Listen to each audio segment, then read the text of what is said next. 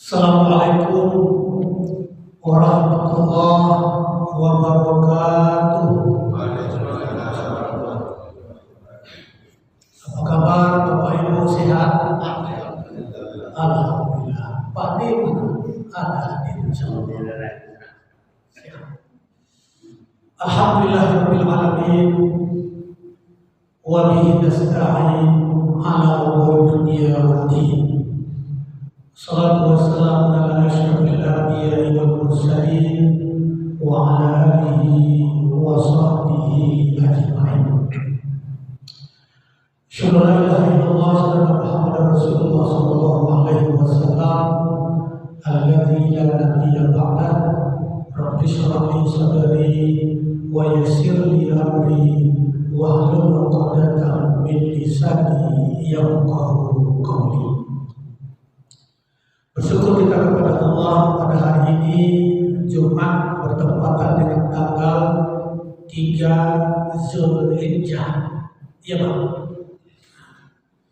Karena pemerintah kemarin sudah menetapkan 1 Zulhijjah jatuh pada hari Rabu tanggal 28 Mei. Artinya hari ini hari Jumat tanggal 3 Zulhijjah. Jadi hari Arafah insya Allah nanti hari Kamis. Jangan lupa berpuasa. Puncaknya tanggal 10 bertepatan bulan 10 Zulhijjah di hari yang lain yaitu hari Jumat bulan. Mudah-mudahan kita semua diberi kesehatan, bisa senantiasa untuk melakukan amal-amal terbaik kita di awal 10 Zulhijjah, maka nilainya melebihi daripada orang berjihad di jalan Allah. Salawat dan salam bertujuh kita baginda Nabi besar Muhammad sallallahu alaihi wasallam. Allahumma shalli ala sayyidina Muhammad wa ala ali sayyidina Muhammad. Bapak Ibu yang Allah SWT, kajian subuh kita pada kesempatan kali ini surat ke-88, yaitu surat Al-Ghasyiyah. Surat apa Pak? Al-Ghasyiyah. Jumat kemarin surat ke-89 surat Al-Fajr. Maka tibalah surat Al-Ghasyiyah. Apa itu Al-Ghasyiyah?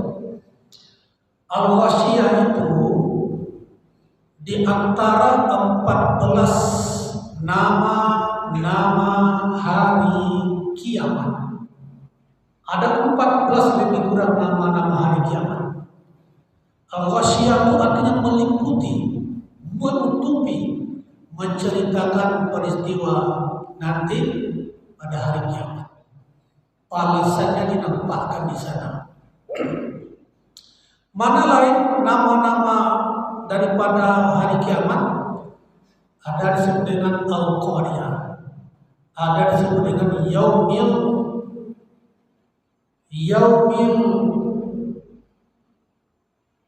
hari pembalasan, Yaumil Ba'ats.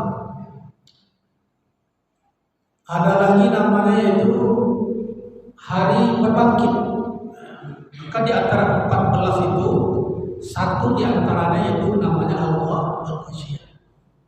Al-Ghasyiyah artinya meliputi, Al-Ghasyiyah artinya menutupi. Maka dari surat Al-Ghasyiyah ini terdiri daripada 26 ayat. Ayat 1 sampai ayat ke-7 Allah menceritakan di situ muka keadaan orang-orang yang engkar, orang-orang yang bermaksiat, orang-orang yang mendustakan agama Allah. Ayat 1 sampai ayat 7. Sedangkan ayat 8 sampai ayat ke-16 Allah ceritakan balasan untuk orang-orang yang beriman, orang-orang yang taat, orang-orang yang banyak ibadahnya, orang-orang yang baik, orang-orang yang soleh, yang sering ke masjid, yang rajin berinfak, yang gemar berbuat kebaikan. Maka ada 2 balasan di sini. 1 sampai ayat 7 menceritakan balasan untuk orang yang kafir, orang yang engkar. Balasan ayat ke-8 sampai ayat ke-16 balasan untuk orang-orang yang baik-baik. Mudah-mudahan kita masuk nanti orang yang baik-baik mendapat balasan yang baik-baik insyaallah. Amin. Yang keempat dengan pengajian, yang senantiasa hadir sholat subuh, sholat berjamaah, berinfak, sedekah, senantiasa bersolawat, cinta, gemar, senantiasa melakukan amal-amal kebaikan, maka dinampakkan oleh Allah balasannya di sini. Kita akan menaikkan. Bapak Ibu yang Allah SWT, Allah memulai di sini, A'udzubillahi minasyaitonirrajim. Bismillahirrahmanirrahim. Hal ataka hadithul ghasyiyah. Sudahkah sampai kepadamu berita tentang hari kiamat? Allah menggunakan kalimat hal, apakah, hal adakah, itu kalimat isim istifham dalam bahasa Arab. Itu kalimat untuk bertanya. Hal apakah, hal adakah. Bentuk lain istifham itu man siapa, kaifa bagaimana, kaifa, aina, kaifa, kam, aina. Nah, itu ungkapan-ungkapan untuk bertanya dalam bahasa Arab, istifham untuk bertanya.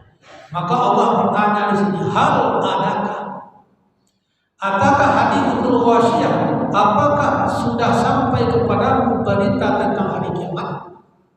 Maka terkait satu ini, Nabi dalam sebuah riwayat, beliau ketika berjalan adalah seorang perempuan membaca surat Al-Ghasyiyah.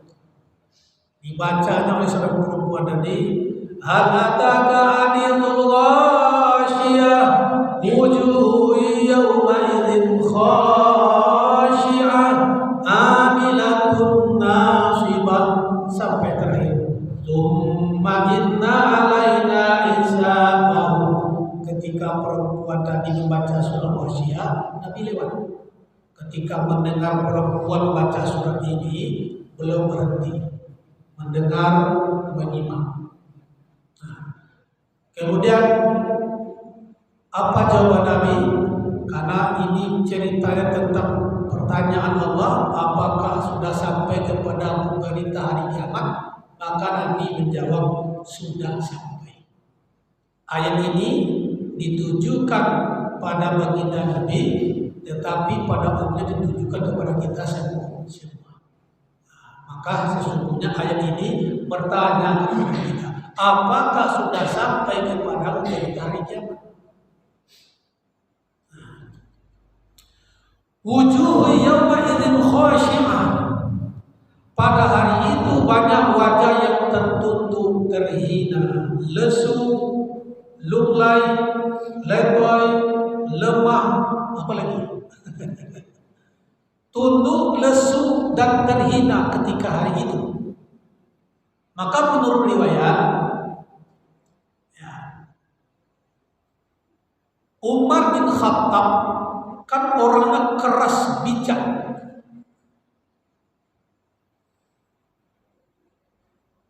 Tetapi beliau itu memiliki hati yang lembut. Suatu saat Umar bin Khattab berjumpa dengan orang pendeta. Kemudian Umar ketika itu menangis sejadi-jadinya. Ditanya oleh pendeta tadi, kenapa engkau menangis ya Umar? Apakah engkau sedih? Apakah engkau menangis karena banyak ujian, banyak musibah, banyak lain-lain? Tidak. Aku menangis mendengar ayat Al-Quran, ayat kedua surah Al-Ghasyiyah, wujuhu yawma idzin khashi'ah. Artinya pada hari itu banyak wajah yang tertutup dan terhina. Maka Umar bin Khattab, seorang yang keras bijak, jenderal tetapi imam tetapi jenderal, orang yang luar biasa dan paling ditakuti, keras tetapi memiliki hati yang lembut. Mendengarkan ayat ini, wujuhu yawma idzin khashi'ah, pada hari itu banyak wajah yang tertutup dan terhina, menangis dia. Maka pendapat yang lain mengatakan yang dimaksud dengan hina dan tunduk itu, itulah untuk orang-orang yang engkar, untuk orang-orang yang tak mau, tak taat beribadah kepada Allah, banyak maksiat, banyak dosa. Apalagi hari ini dengan majunya teknologi, kemajuan zaman yang tak bisa dihalangi sekarang ini, dosa yaitu menfitnah, mencaci maki, dan dosa-dosa yang lain, termasuk dosa yang asli tetapi palsu tetapi asli. Paham betul?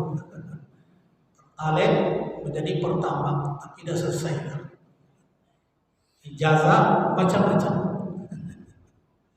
Oleh karena itu, bagi orang-orang yang engkar, bagi orang-orang yang maksiat, bagi orang-orang banyak dosa, maka nanti kata Allah, wujuhun, wajahnya itu yauma idzin khashi'ah, lesu, letih, dan merasa terhina. Oh, balasan untuk orang engkar nanti ayat ketiga, amilatun nasibah, karena bekerja keras lagi kepayahan. Tasla naran hamiyah, mereka memasuki api yang sangat panas.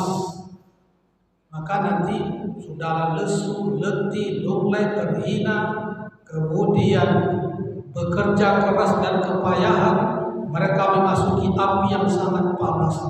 Dia memasuki api yang panas pula lagi. Panasnya tentu lebih panas daripada api di dunia ini. Tusqa min ainin aniyah, ayat kelima, diberi minum dari sumber mata air yang sangat panas. Ada minuman ketika itu mencekik tenggorokan, saking haus dan dahaganya. Ada minuman ya kalau ini minum sampot tak ada di sana lagi. Dunia masih bisa kita minum sampot. Tapi bagi orang engkar nanti ada minuman, ada dikasih minuman, yaitu minuman yang sumber mata airnya yang sangat panas. Jangankan air yang sangat panas lah. Kadang kita ambil air mendidih, air hangat-hangat di kuku. Barangkali air dinginnya kurang panas, agak panas. Kita minum sedikit, aduh kita untuk sakit panasnya Pak De. Iya Pak De. Apalagi itu air yang bersumber dari matahari yang sangat panas. Itulah diminum untuk orang yang kafir, untuk orang-orang yang engkar kepada Allah. Ayat ke-7. Ayat ke-6. Laisa lahum ta'amun illa min dhari'. Mereka lapar. Tidak ada makanan bagi mereka selain dari pohon yang berduri. Makanan mereka lapar, ada makan ada, tapi makan pokok berduri. Bagaimana makanan itu yang pokok berduri? Ayat ke-6 menjelaskan. Ayat ke-7 menjelaskan, la yusminu wa la yughni min ju', yaitu yang tidak menggemukkan dan tidak pula menghilangkan lapar. Ada pokok kayu, ada buahnya dari batang yang berduri, tapi makan itu tidak pula bisa mengenyangkan dan tidak pula bisa menggemukkan. Tak ada gunanya. Air panas pula. Makan pokok berduri tak bisa mengenyangkan, tak bisa menggemukkan, tak ada guna lagi.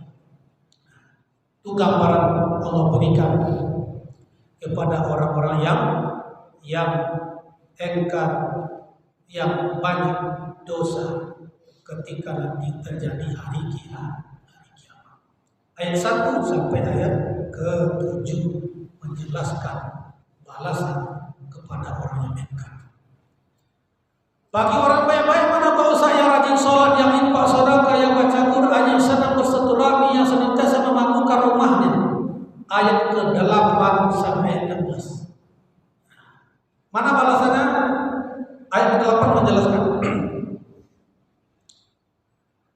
Wujuh yawma idzin na'imah.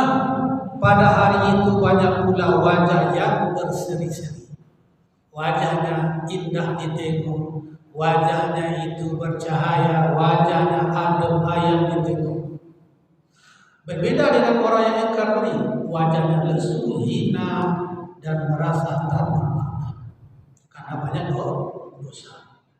Ada wajahnya berseri-seri. Ayat 9, lisa'iha radiyah. Mereka senang karena usahanya sendiri. Apa usahanya? Usaha ketika hidup di dunia. Ketika kita langkahkan kaki kita ke masjid, itulah usaha yang baik, betul. Ketika malam kita tahajud, malam kita berzikir kepada Allah, itulah usaha yang baik. Ketika 10 hari awal bulan Zulhijjah, kita hidupkan amal-amalia kita dan tanda puasa sunnah. Hari Rabu tidak boleh puasa sunnah, tanggal 1 Zulhijjah. Hari kedua, hari Kamis semalam. Saya hari ini tidak berpuasa, tapi semalam hari Kamis saya puasa. Hari Kamis berpuasa, semalam dapat pahala dua. Pertama, pahala puasa pada hari Kamis bulan Zulhijjah. Yang kedua, puasa pada hari Kamis dapat dua. Sekali menayu sampan, 2-3 terlampaui. Semalam karena saya puasa. Tapi hari ini 3 acara. Subuh, nanti Jumat, nanti malam masih ada acara lagi. Maka tak sempat. Sabtu lanjutkan lagi. Ahad, Senin. Minimal Senin Kamis. Ditambah nanti tanggal 8 dan 9 Zulhijjah. Jangan lupa. Itulah yang akan menjadi sanksi nanti. Itulah usaha-usaha kita yang nanti mendatangkan wajah kita berseri-seri. Kemudian kita senang gembira. Kenapa? Karena balasannya adalah yang baik-baik pula. Karena yang dilakukan di dunia yang baik-baik pula. Ayat ke-10. Fi jannatin aliyah. Mereka dalam surga yang tinggi. Maka masuk pula nanti ke dalam surga. Apalah yang kita cari kalau tidak bukannya surga? Betul. Kita tanyalah kepada kawan, engkau ingin masuk surga atau neraka? Pasti jawabannya, saya pastikan jawaban itu saya pasti ingin masuk surga. Tapi kalau ada orang yang menjawab, saya ingin masuk neraka, itu gila. Kabel-kabelnya putus itu. Maka dimasukkan pula ke dalam surga yang tinggi. Maka surga yang di dalamnya apapun yang diminta akan didapatkan. Kita minta apapun dapat. Kalau merokok di dunia Pak Ustaz nanti ada rokoknya di sana ada, tapi kalau mencari apinya mesti ke sebelah dulu. Itu candaan saja. Ada semuanya dalam surga. Maka carilah pintu-pintu surga. Mana pintu surga? Ada bab sedekah. Orang gemar bersedekah. Khusus pintunya nanti bab sedekah. Masuk di situ nanti. Orang gemar berpuasa, itulah pintunya bab rayyan.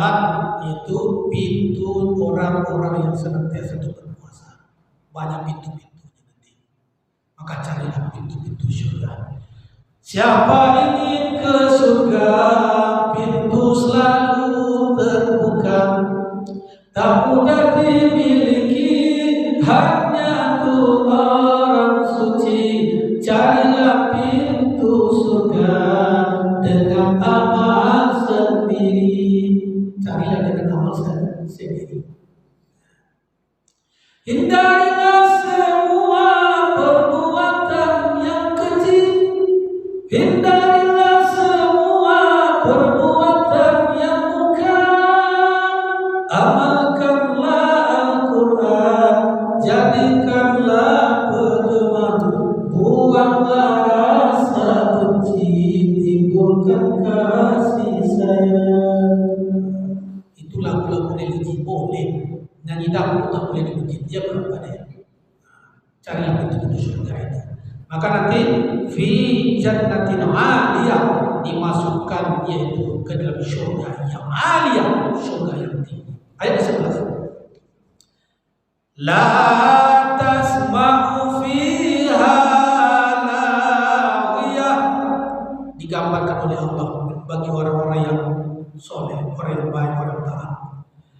Di sana kamu tidak mendengar perkataan yang tidak berguna. Perkataan dalam surga nanti itu perkataan yang baik-baik semua. Tidak ada rasa iri, rasa dengki, ghibah, namimah, tidak ada di situ. Maka di situ perkataan yang baik-baik. Tidak terdengar perkataan yang tidak berguna, tidak bermanfaat. Berbeda di dunia ini. Macam-macam kita dengar. Mulai dari yang baik sampai yang setengah baik sampai tidak baik. Tapi kalau di surga ini tak ada didengar perkataan tidak baik. Nah, semuanya. Ayat 12. Fiha ainul jariyah. Di sana ada mata air yang mengalir. Fiha sururum marfu'ah. Ayat 13. Di sana ada dipan-dipan yang ditinggikan. Ada pula dipan, tempat tidur yang ditinggikan. Untuk siapa? Untuk penghuni surga. Ayat ke-14. Wa akwabum mawdu'ah.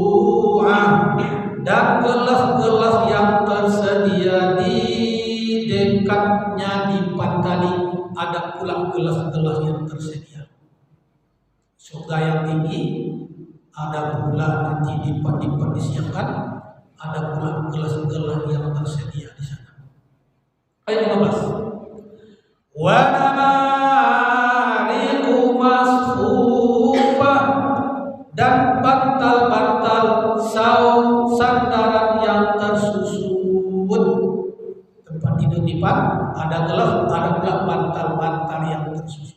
Al-Quran menjelaskan. Allah nampakkan, Allah ceritakan berita ini di sini. Ayat ke-16. Wa zarabiyyu mabthusah. Maka tidakkah mereka memperhatikan dan permadani yang terhampar. Ada pula permadani yang terhampar. Gambaran untuk orang-orang yang berbuat baik, yang soleh, yang taat, itulah nanti dalam surga. Allah ceritakan dalam Al-Quran. Ada dua jalan. Orang kafir merasa terhina nanti. Minuman dari air yang panas, makanan dari pokok yang berduri tak bisa menyenangkan tenggorokan. Jalan ke kanan, itulah orang yang baik, yang taat. Balasannya nanti wajah dan berseri-seri. Kemudian mereka itu nanti dimasukkan ke surga aliyah, surga yang tinggi. Di dalamnya disiapkan dipan-dipan. Ada pula di depannya gelas-gelas. Ada pula nanti bantal-bantal yang bersusun. Ada pula air yang mengalir. Semuanya ada di surga. Pilihannya dua saja. Menjadi orang baik atau menjadi orang yang tidak baik. Dua saja. Maka dengan ayat ini Allah mengajak berpikir orang-orang yang engkar. Maka ayat ke-17 Allah katakan di sini, afala yanzuruna ilal ibili kaifa khuliqat. Maka tidakkah mereka memperhatikan unta bagaimana diciptakan? Maka Allah ajak berpikir orang di sini, orang kafir. Katakan kau perhatikan unta itu diciptakan. Unta itu sesuatu yang unik. Kenapa? Unta yang kuat tenaganya. Kemudian dia bisa menyimpan selama 40 hari makan dan minum. Bisa dia tak minum selama 40 hari karena ada simpanan. Kemudian dagingnya bisa pula untuk dimakan. Maka Allah ajak berpikir orang yang engkar ini. Tak kau tengok unta itu bagaimana diciptakan. Hidup di hutan yang tandus lagi pada pasir. Betul. Allah ajak berpikir. Ayat ke-18. Wa ila samai kaifa rufi'at. Ayat 18. Dan langit bagaimana ditinggikan. Tengoklah langit itu bagaimana ditinggikan. Sampai langit itu memiliki 7 lapis. Maka tentu orang-orang berpikir, iya juga ya, siapa yang menciptakan langit sampai 7 lapis. Allah ajak berpikir di sini. Ayat ke-19. Wa ila jibali kaifa nusibat. Ayat 19. Dan gunung-gunung bagaimana ditegakkan, gunung-gunung yang menjulang tinggi, yang kokoh, siapa yang menciptakan? Itulah gunung Bintan itu kokoh, indah, luar biasa. Siapa yang menciptakan? Allah. Maka bagi orang berpikir, maka tentulah muncul kesadarannya. Betul. Apa yang kurang lagi? Fabi ayyi ala'i rabbikum tukadziban. Nikmat mana lagi yang kamu dustakan? Ayat ke-20. Wa ilal ardi kaifa mutihat sutihat. Ayat 20. Dan bumi bagaimana dihamparkan, bumi yang luas. Ada bumi, ada planet Mars, ada Merkurius, ada Venus. Bagaimana pula bumi ini dihamparkan? Tentulah yang diciptakan ini barang bentuknya. Tentulah ada yang menciptakan. Allah Subhanahu wa taala. Ayat 21. Fadzakir innama anta mudzakir. Maka berilah peringatan karena sesungguhnya engkau Muhammad hanyalah pemberi peringatan. Ajak mereka, kasih peringatan. Ayat ke-22. Illa lasta alaihim bimusaitir. Engkau bukanlah orang yang berkuasa atas mereka. Illa man tawalla wa kafar. Ayat 23. Kecuali jika ada orang yang berpaling dan kafir. Ayat 4. Fa yu'adzibullahu al-'adzabal akbar. Maka Allah akan mengazabnya dengan azab yang besar. Inna ilaina iyabahum. Ayat 5. Sungguh kepada kamilah mereka kembali. Summa inna alaina hisabahum. Kemudian sesungguhnya kewajiban kamilah membuat perlindungan atas mereka. 3 golongan di sini. Golongan pertama orang tak baik. Yang kedua golongan orang baik-baik. Yang ketiga 2 pilihan, 2 jalan. Allah ajak berpikir di sini bagaimana unta diciptakan, bagaimana gunung diciptakan, bagaimana bumi dihamparkan. Siapa yang membuat itu semua? Allah Subhanahu wa taala. Allah ceritakan di sini kabar nanti bagaimana manusia ketika terjadi hari kiamat. Ini berita, ini kabar yang Allah ceritakan dalam Al-Quran Al-Ghasyiyah. Mudah-mudahan dapat meningkatkan keimanan, amin. Dapat meningkatkan ketakwaan kita, berbuah berbanyak amal soleh, insyaallah. Insyaallah. Ada pertanyaan?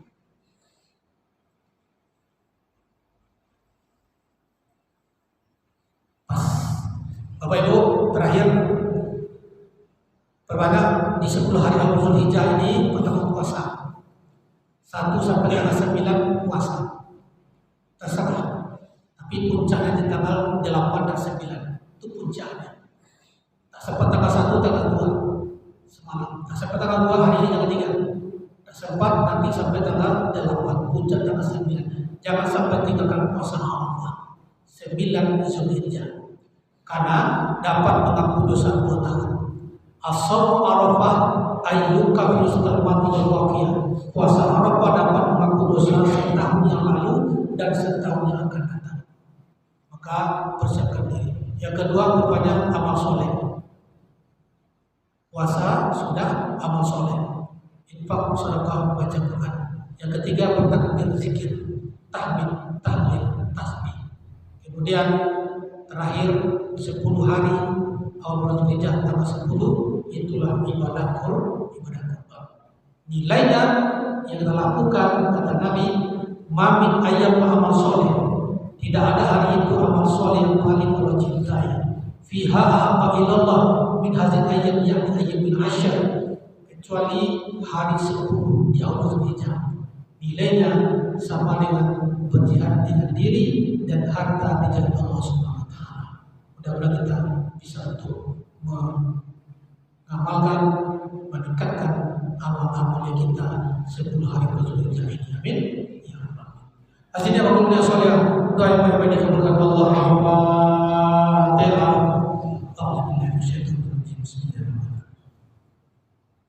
Alhamdulillah.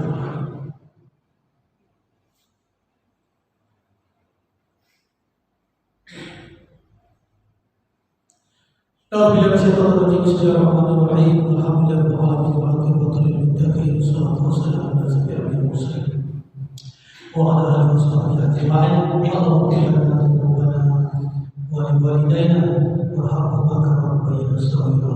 Rabbana zalamna anfusana wa in lam taghfir lana wa tarhamna lanakunanna minal khasirin.